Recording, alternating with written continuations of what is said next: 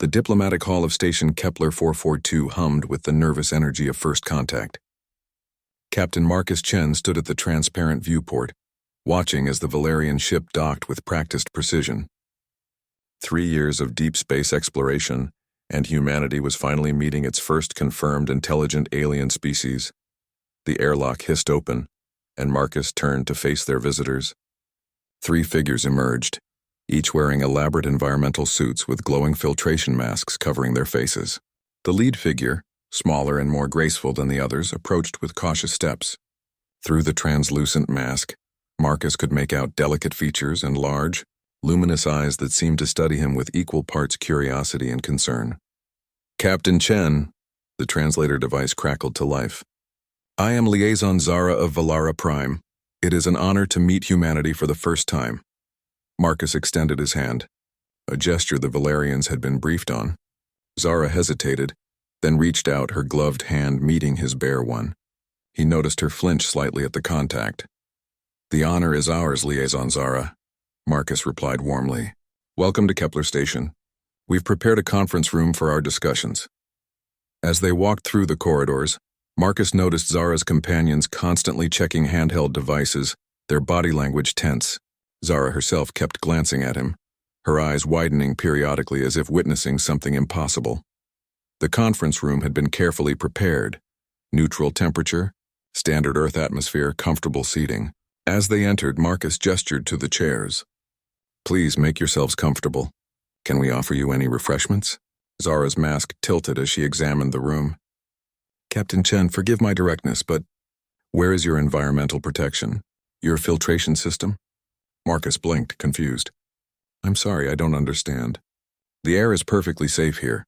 Standard oxygen-nitrogen mix, about 21% oxygen content." The translator went silent for a moment, as if struggling with the words. Then Zara spoke again, her voice rising with what could only be described as alarm. You're breathing the station's atmosphere?" "Directly. Yes, of course," Marcus said slowly, concern creeping into his voice.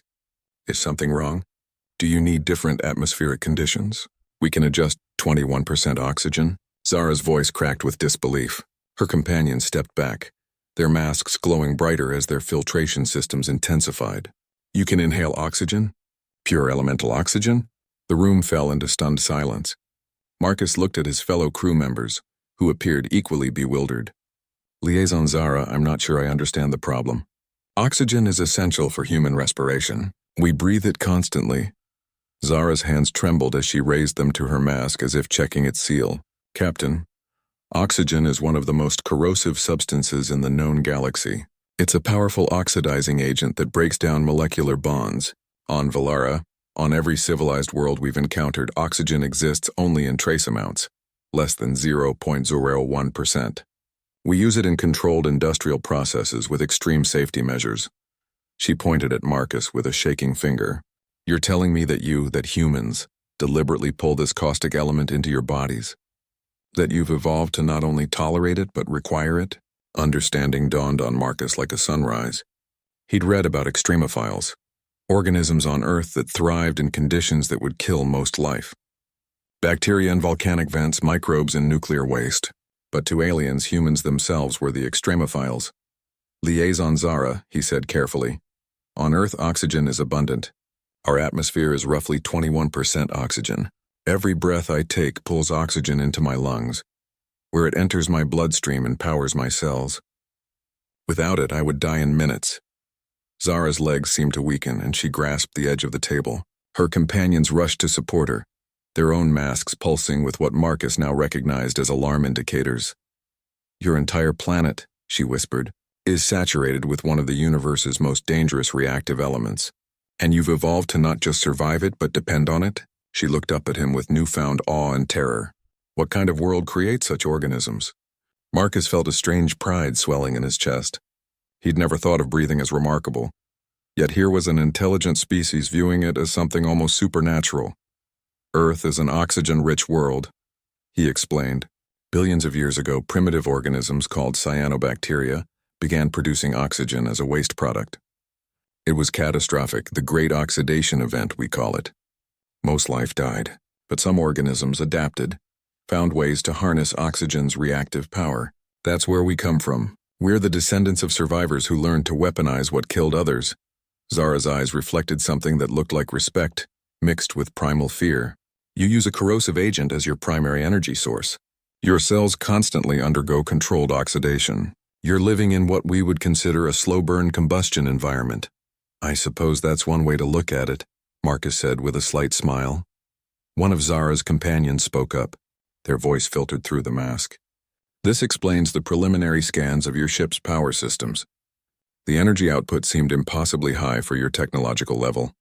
But if your biology already operates on oxygen combustion principles, our metabolism is quite efficient, Marcus acknowledged. And yes, it influenced our technology.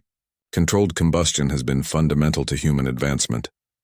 Zara straightened, her composure returning though her wonder remained evident. Captain Chen, I must revise my initial assessment. We came here believing humans would be approximately equivalent to Valerian capabilities, perhaps slightly less advanced given your isolation. But a species that evolved to breathe poison, that built civilization in a corrosive atmosphere.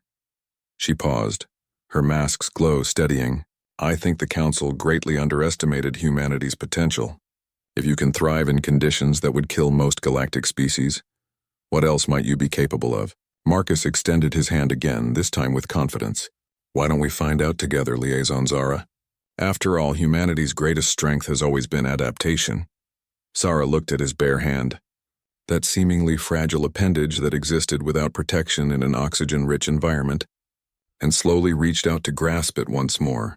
Through the barrier of her glove, she felt the warmth of human skin, heated by the very oxidation process that she feared.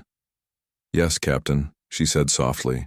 I believe we have much to learn from each other, though I suspect we will be learning far more from you than you from us. As they shook hands, Marcus realized that humanity's first impression on the galactic stage wasn't their technology or their culture. It was simply their ability to breathe. And somehow that felt perfectly appropriate. After all, humans had always excelled at surviving the impossible.